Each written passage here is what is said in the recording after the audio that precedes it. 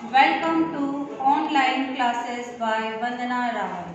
आज मैं आपके लिए लेकर आई हूँ RBSC board class 11 poetry section से पोएम हॉर्नबिल बुक से पोएम द लेबनम टॉप।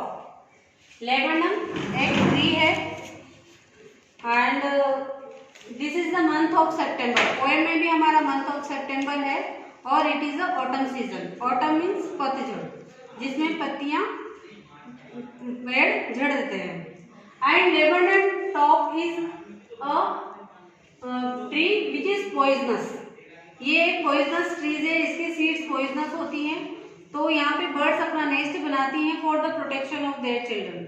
अपने बच्चों को किसी से बचाने के लिए वे पॉइजनस ट्री के पास कोई नहीं आएगा, क्योंकि उसकी कोई खाने की चीज भी होती है, फल फूल।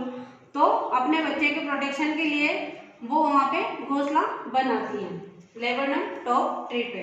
ये एक पॉइजनस ट्री होता है और इसके फ्लावर्स येलो कलर के होते हैं और ये छोटी हाइट का पौधा होता है जिसकी बहुत ज्यादा लदी हुई इसकी टहनियां होती है फूलों से, येलो कलर के फ्लावर्स होते हैं। तो the laburnum top, laburnum top, laburnum का पेड़ है। टॉप इज साइलेंट, बिल्कुल साइलेंट है पेड़, क्योंकि हवा नहीं चल रही है, कोई हलचल वहां नहीं है। क्वाइट स्टिल, बिल्कुल शांत है। इन द आफ्टरनून, टाइम हमारा आफ्टरनून का। येलो सितंबर सनलाइट, येलो लेबनम टॉप पे येलो कलर के फ्लावर्स हैं और सनलाइट में भी सब चीजें ज्यादा अधिक पीली और रोशनी में नजर आती हैं। तो सितंबर की सनलाइट में येलो फ्लावर्स खिल रहे हैं।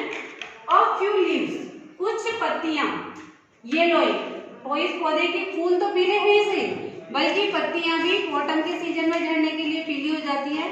तो इसके फूल भी पीले हैं और पत्तियां भी पीली हो गई हैं। ऑल इट्स सीड्स फॉलन, और इसके सब सीड्स यानी बीज, इसके जो सभी बीज है वो झड़ गए, गिर गए। Till the gold fish comes, gold fish एक पक्षी है, वो भी येलो कलर का है। पौधा भी येलो कलर का है, पेड़ भी, जिसके फूल और पत्तियां भी येलो हो रही है, और गोल्ड फिश भी एक पक्षी है जो भी येलो कलर का है। कम्स, वो आता है विद हर ट्विचिंग चिरप। तो वो आके उस पे पेड़ पे बैठ जाता है और चिरप हो जाता है, और उससे क्या होता है, पेड़ के अंदर जैसे जीवन आ जाता है, पेड़ में कुछ गतिविधि होने लगती है, पेड़ में मूवमेंट होने लगता है। गोल्ड फिश बर्ड के आने से, गोल्ड फिश एक चिड़िया है जिसने वहां पे घोंसला बनाया हुआ है, जिसमें उसके बच्चे हैं। अ सडननेस, अचानक। स्टार्टलमेंट, वहां पे मूवमेंट होता है। गोल्ड फिश के आने से पत्तियां फूलों के बीच में जब वो चलती है तो वहां पे मूवमेंट होने लगता है, क्योंकि पहले तो पेड़ बिल्कुल शांत होता है, हवा से कोई पत्ता भी नहीं हिल रहा होता है। तो वहां पे एक मूवमेंट होने लगता है। अ ब्रांच एंड, और वो ब्रांच के एंड पे आके टहनी पे आके बैठती है, तो वहां की वो टहनी हिलने लगती है, उसकी चिड़िया की मूवमेंट से, तो पेड़ में कुछ हलचल पैदा होती है। They sleep as a lizard, और ये गोल्ड फिश बर्ड है जो बहुत ही स्लीक है, बहुत ही अलर्ट है, बहुत क्विक है। वो चारों तरफ नजर रखती है कि भाई कहीं कोई उसके बच्चे का जो उसने घोंसला बना रखा आते हैं, वो देखती है कि यहाँ पे कोई उनके लिए खतरा तो नहीं है, कोई जानवर मेरे बच्चों को खा तो नहीं जाएगा। तो वो कैसी है, स्लीक है, लिजार्ड की तरह। लिजार्ड मीन्स चिपकली की तरह। एंड अलर्ट, और अलर्ट भी है वो बिल्कुल। एंड एब्रप्ट, और बिल्कुल सडन है, कोई भी खतरा भागते ही वो फटाफट अलर्ट हो जाएगी। इतनी क्विक गोल्ड फिश बर्ड है। She enters the thickness, पहले तो वो टॉप पे आके बैठती है पेड़ के पे, लेकिन नीचे जहाँ पे वो अधिक, जहाँ पे उसने अपना घोंसला बनाया हुआ था पक्षी का, वहां पे धीरे धीरे जहाँ पे अधिक पत्तियां और फूल थे, वहां झुरमुट में वो जाती है जहाँ पे उसने घोंसला बनाया हुआ था थिकनेस में। क्योंकि अपन गहरी जगह पे, घनी जगह पे ही घोंसला बनाएंगे, ऊपर टॉप पे तो बनाते नहीं है। तो गोल्ड फिश उस थिकनेस में जाती है जहाँ पे उसने अपने बच्चों के लिए घोंसला बनाया हुआ था। एंड अ मशीन स्टार्टअप, ऐसा लगता है कि वो एक मशीन है, पेड़ पे एक मशीन है जो स्टार्ट होगी हो। जैसे पहले मशीन बंद थी और मशीन को हम स्टार्ट करते मूवमेंट होने लग जाता है, उसी तरह गोल्ड फिश बर्ड के आने से ये पेड़ की मशीन चालू हो गई हो और इसके फूल और पत्तियां सब मिलने लग गए हैं। ऑफ चिटरिंग्स, अब चिटरिंग कौन? उसके बच्चे अपनी माँ को देखते हैं, बच्चे चहचहाने लगते हैं, आवाज करने लगते हैं।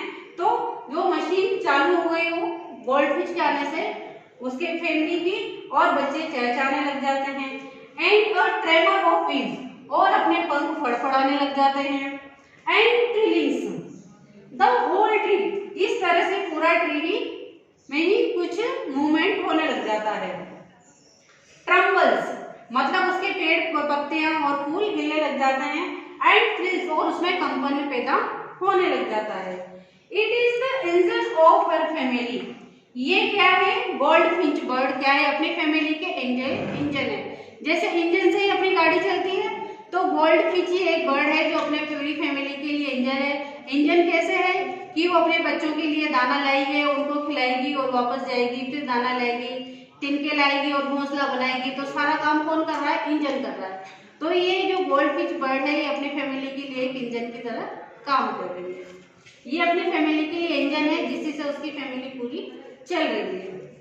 शी स्टॉक्स इट फुल, और ये इसे पूरी तरह से अपने इंजन की ड्यूटी को निभा रही है। Then flirts out to a branch, और फिर वो टहनी के एंड पे आके बैठती है अपने बच्चों को दाना देने के बाद। And showing her Baird face, और अपने बच्चों को अपना बेयर्ड फेस दिखाती है। आइडेंटिटी मास्क, तो जो उसका पीला फेस है ना गोल्डफिश बर्ड का, उसके ऊपर एक ब्लैक स्पॉट भी है जो मास्क की तरह लगता है। तो अपने बच्चों को अपना चेहरा दिखाती है कि भाई यहाँ पे कोई खतरा नहीं हो और तुम मुझे आइडेंटिफाई कर लो, मैं तुम्हारी माँ ही हूँ। इस तरह से वो अपने बच्चों को अपना चेहरा दिखाती है और उन्हें पहचानने में कहती है कि भाई कोई और आए तो तुम उसे आइडेंटिफाई कर लो कि कोई और है या मैं हूँ। तो वो आउट ऑफ अ ब्रांच के से बाहर आके शोइंग हर बेयर्ड फेस, बेयर्ड यानी अपना खुला फेस, अपने बच्चों को आइडेंटिटी के लिए दिखाती है। और उसके चेहरे पे एक मास्क की तरह एक ब्लैक स्पॉट है, उसे आइडेंटिटी मास्क की तरह बताती है। The with airy dedicate whistle, सीटी बजाती है चीर अप विस्परिंग। तो सब बच्चे क्या है? फुसफुसाने लगते हैं, बात करने लगते हैं, सब बच्चे आपस में खाना खाने लगते हैं उनकी फैमिली में। शी लॉन्चेस अवे, जैसे अपन रॉकेट को लॉन्च करते हैं ना, तो रॉकेट कहाँ जाता है? ऊपर।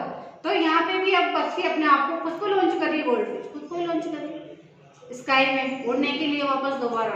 शी लॉन्चेस अवे, वो अपने आप को लॉन्च कर रही है टुवर्ड्स द इंफिनिट। इंफिनिट किसके लिए आया यहाँ पे? स्काई, जिसकी कोई सीमा नहीं, कोई फिनिट यानी सीमा, जिसकी कोई सीमा नहीं। सीमा किसकी नहीं है? आकाश की। तो वो एक अनंत आकाश में दाना लेने की जाती, क्योंकि इसको सब पता नहीं है कि मुझे कितनी दूरी पे दाना मिल जाएगा या तिनका मिल जाएगा घोंसले के लिए। तो वो एक अनंत आकाश में फिर अपने आप को लॉन्च करती है अपनी फैमिली के लिए फिर से खाना और लैंड लेके आने के लिए। And the laburnum subsides to empty, और जब वो गोल्डफिश बर्ड उड़ जाती है तो फिर वापस से लेबरटन सबसाइड्स टू एम्प्टी, वापस लेबरटन टॉप कैसा हो जाता है? वापस खाली हो जाता है, वैसा ही शांत हो जाता है।